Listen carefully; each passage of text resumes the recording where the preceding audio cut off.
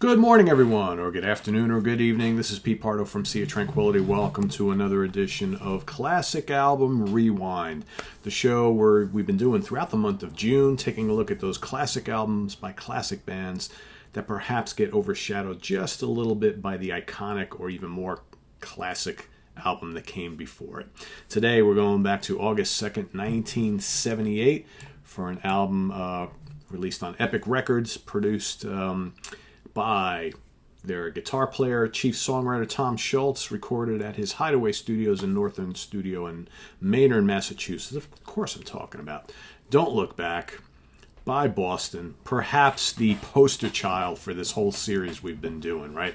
I know most people, when you think of the band Boston and their recorded career, of course, that debut album from 1976 is the big one. Right, one of the greatest debuts of all time, one of the biggest selling debuts of all time, a landmark album of an unknown band that came out and knocked it out of the park, and that kind of jump-started a career that still kind of goes on to this day, although it's been a really weird career, a lot of stops and starts, a lot of lineup changes, some tragedy. I mean, the whole Boston story is pretty crazy. But Don't Look Back actually came out just 2 years after the release of the debut, and as we have seen in the history of this band, that is a pretty short span of time, because this band, Tom would take 8, 10 years, 15 years, whatever. The length between albums has been immense for the most part, with the exception of this second album. But the funny thing is, Epic Records was really pushing them to get out an album, really pushing them. So Tom and the rest of the band did not want to release this album as quickly as they did, and Tom has gone on record saying that he definitely wanted more time.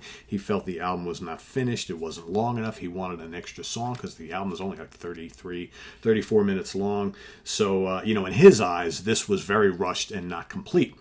But as it turns out, the buying public didn't really care. This still sold 7+ million copies. Again, not as much as the debut, but still a massive success. And it holds up really, really well.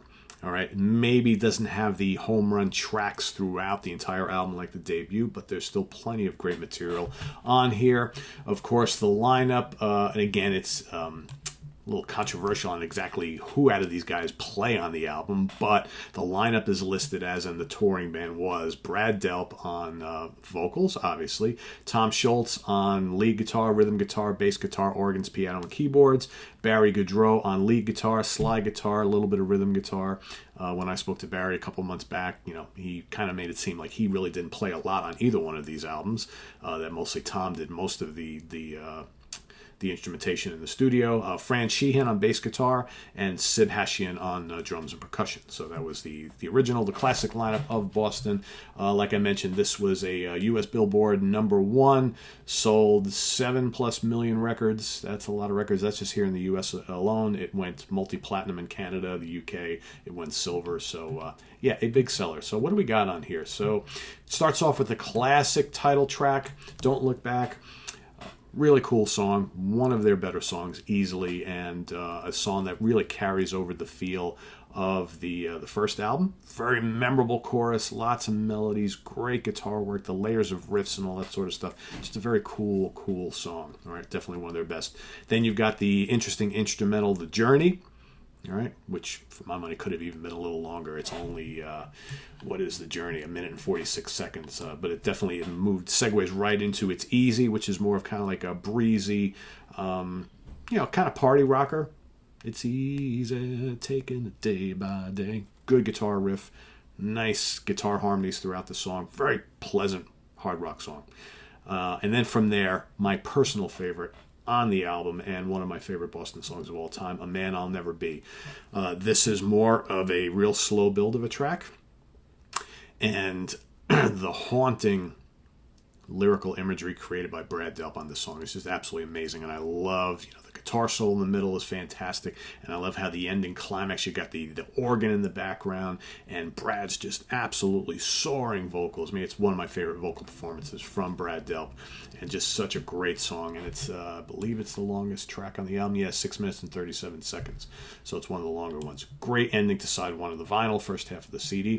From there, over to side 2, you got Feelin' Satisfied, another, very kind of, very melodic, very catchy, very breezy rock song. All right, great chorus, awesome vocals. Vocal layers are outstanding. And then the big party rocker on the album. You had Smokin' on the first album, and here you got Party, right? It's a party, a party, a party. Great guitar riff, a lot of fun. And then you got the mellower Used to Bad News. Okay, again, man, Brad Delp is killing it on this album. Used to Bad News, the first album also had a more mellow track. This is the one from this album. And then the rousing rocker at the end with those great guitar licks. Don't be afraid. Don't be afraid of love. Love, love, love, love. Ooh. Brad Delp, I fully understand that.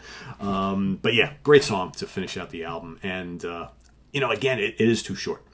This is an album, it's got 8 tracks. This is an album that screams for one more barn burner. And the band could have delivered it. But again, Tom, very meticulous, a perfectionist. He has been known for just taking forever and agonizing over anything he's ever released. And, the record company just pressured them. They released it. It's missing a little something, right? And this would start the years of legal litigation that would go on between the record label and Tom and the band. And I think we all know the rest of the story. But nonetheless, a fantastic album that follows up, of course, the Monster debut. All right. Gotta love that guitar spaceship, right, with the Boston logo on the front. One of my favorite logos of all time. It's killer. But yeah, this is without a doubt a classic as well. It's funny. If they would have never released this, okay, if this didn't exist and this was their debut, it's still a fantastic and great album, right? I still think this does tremendous business regardless. So there you have it. Don't Look Back from 1978 is our classic album rewind for today. We've got more coming up over the next couple days as we finish out the month of June. Like I said, I might move this into July for a little bit because, quite frankly, I'm digging doing this. So I think you guys seem to be enjoying this series as well. So I don't know whether we'll do it the whole month of July, but I have another idea for another daily show coming up in July. So I just need to figure out exactly what day I'm going to start that. But you'll all know in the next couple days because July is right around the corner. Here we are on the 28th of June.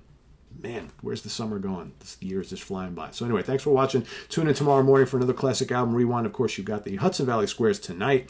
If you're a fan of 70s music, tonight is all about revisiting 1976. We're each going to be picking.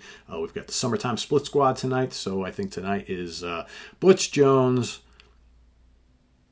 Who else is Steve Keeler, Lynn Versace, and Sidney Taylor, and myself. We're going to be revisiting our favorite albums from 1976.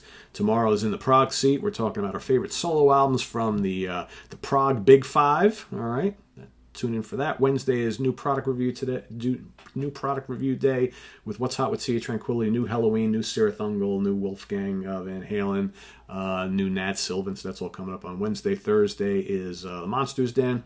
Rich Catino, Chris Allo, myself will be talking about remakes, horror remakes, to remake or not to remake. Friday morning at the Funhouse with Martin Popoff and myself.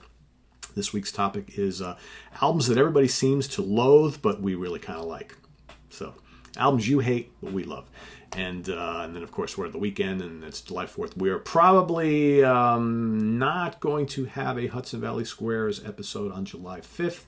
We've got the July 4th holiday here in the United States on Sunday. Most of us probably have off on Monday, so that usually, the holiday kind of spills into the Monday. So I'm thinking Monday evening we will probably not have a Hudson Valley Squares show. However, I might decide to do a live feed show.